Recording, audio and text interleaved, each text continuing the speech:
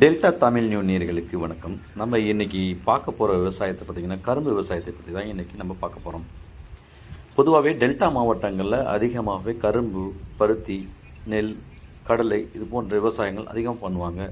அதில் மிக முக்கியமாக சாகுபடி செய்கிறத பார்த்திங்கன்னா கரும்பு விவசாயம், நெல் இது போன்ற பருத்தி போன்ற முக்கியமான சாகுபடிகள் இருக்கும்.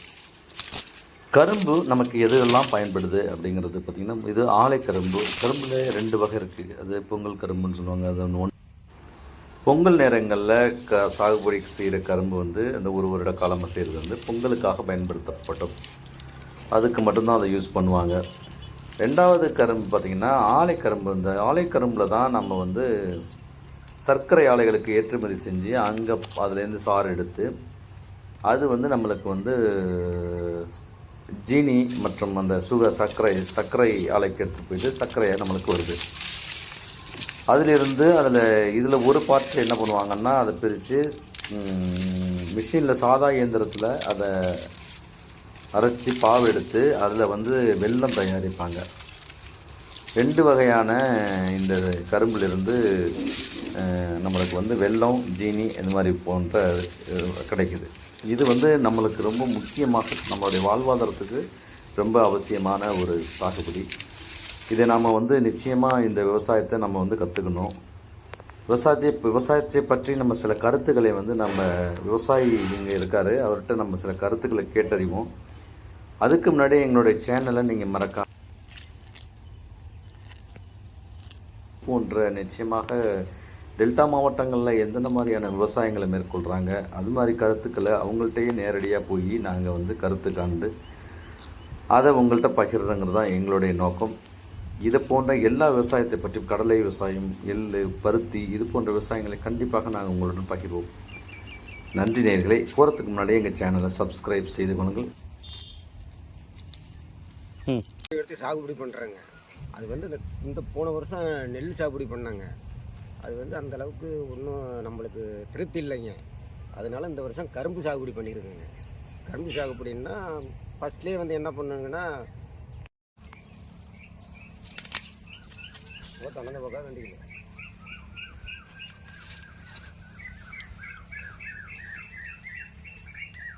இப்போது நீங்கள் இந்த கரும்பு சாகுபடியை தேர்ந்தெடுத்துருக்கீங்க. சொல்லுங்கய்யா. இந்த கரும்பு சாகுபடி தேர்ந்தெடுக்கிறதுக்கு இந்த நிலத்தை எத்தனை ஏக்கரா கரும்பு போட்டிருக்கீங்க, எப்படி இந்த நிலத்தை பண்படுத்துனீங்க சொல்லுங்க. நான் என்ன பண்ணுங்கய்யா, முதல்ல நம்ம நெல் சாகுபடி பண்ணுறதுன்னா ஃபஸ்ட்டு உரம்புலாம் போட மாட்டாங்க கீழே. அடுத்த வீடியோவில் உங்களுக்கு காமிக்கிறேங்க. இதில் திறந்து விட்டோம்னா பாத்தியாக கட்டியிருக்காங்க. அப்படியே நம்ம திருப்பி போய் பாத்தி அப்படியே மாற்றிடுவாங்க. சாகுபடி பண்ணிட்டாங்க. இப்போ 6 மாதம் நெருங்கி அது ஓடிடுச்சுங்க. இது இப்போ 1 மாதம் தான் சாகுபடி பண்ணி ஒரு உரம் போட்டிருக்காங்க. இது இன்னும் களைக்கோழி மருந்து அடிக்கலைங்க. களைக்கோழி மருந்து அடித்தா தான் இந்த புல்லெல்லாம் இதாகுங்க. இந்த புல் களைக்கோழி மருந்து அடித்தா ரெடி ஆகிருங்க. இது உரமும் இன்னும் வைக்கலைங்க. உரம் இது 30 நாள்னா 30 நாளில் வைக்கணுங்க. இன்னும் ஒரு 5 நாள் இருக்குங்க இது வைக்கிறது.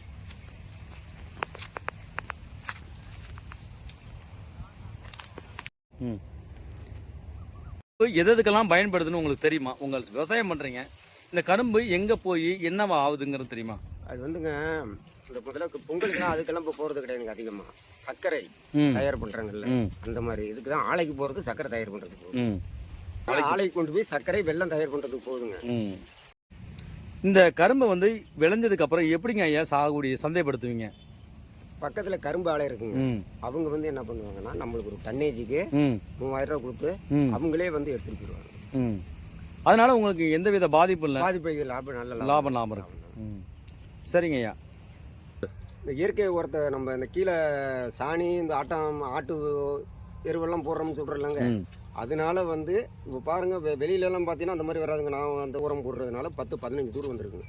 15 தூர் 15 தூர் வந்துருக்குங்க. ஓகே, சரிங்க. இப்போ இது எப்படி நீங்கள் களைக்கோழி மருந்தெல்லாம் 30 நாள்லேயே அடிச்சிருவோங்க. 30 நாள்லேயே அடிச்சிருவோம். அதுக்கப்புறம் தான் 30 நாள் உரம் போட்டு, அதுக்கப்புறம் தான் 60 நாள் உரம் போட்டு, அதுக்கு 90 நாள் உரம் போடுவாங்க. அவ்வளோதாங்க அடிச்சிருவாங்க.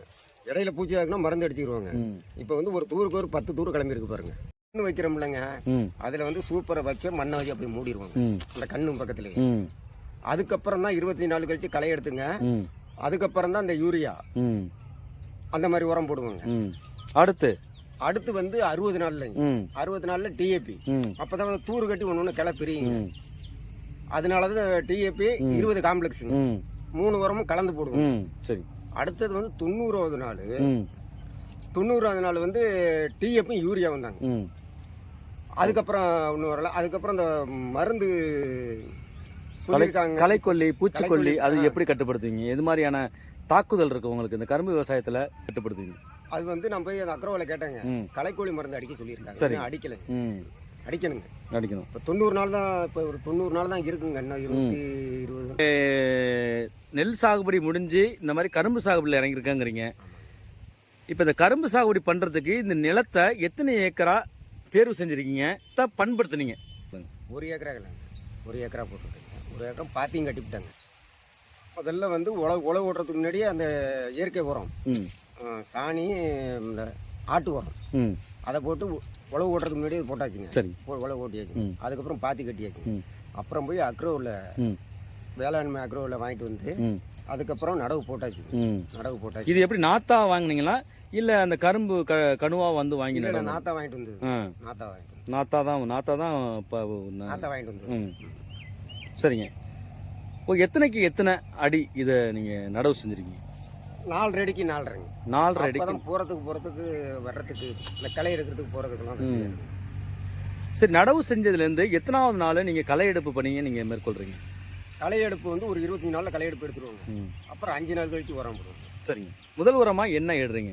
டிஏபி 20 காம்ப்ளெக்ஸுங்க, யூரியா அடவு நட்டாச்சுங்க. ம் இப்போ வந்து 30 நாளுங்க களை எடுத்து 25 நாளில் களை எடுத்தாச்சு. ம் 30 நாளில் வந்து முதல் உரம் யூரியா உழவு ஓட்டுவாங்க. உழவுக்கு முன்னாடியே வந்து நம்ம இயற்கை உரம் வந்து எருவு, ஆட்டு எருவு, சாணி, இந்த மாதிரி உரங்களை போட்டு தான் உழவு ஓட்டுவாங்க. அது இப்போ இந்த இதில் வந்து அப்படி தாங்க போட்டு உழுதாங்க. ஒரு 4.5 அடிக்கு கேப்பு விடணுங்க. 4 அடி கேப்பு விட்டு பாத்தியாக கட்டிடுவாங்க. பாத்தியாக கட்டி விட்டுங்க. அது முதல்ல வந்து தண்ணி வந்து ஆற்று தண்ணி வந்துக்கிட்டு இருந்துச்சுங்க. இப்போ வந்து ஆற்று தண்ணி சரியாக பாயிறது இல்லை, சொட்டு நீர் போட்டிருக்குங்க. ஆனால் இது ஓரளவுக்கு தண்ணி வருதுங்க. தண்ணி வந்து ஒரு 10 நாளைக்கு ஒரு ட்ரிப்பு காய தண்ணி விட்டால் தாங்க அது நல்லா வளரும். இப்போ பார்த்தீங்கன்னு வச்சிங்களா, பார்த்தீங்கன்னா ஒரு இதுக்கு வந்து இது வந்து ஒரு தூருக்கு வந்து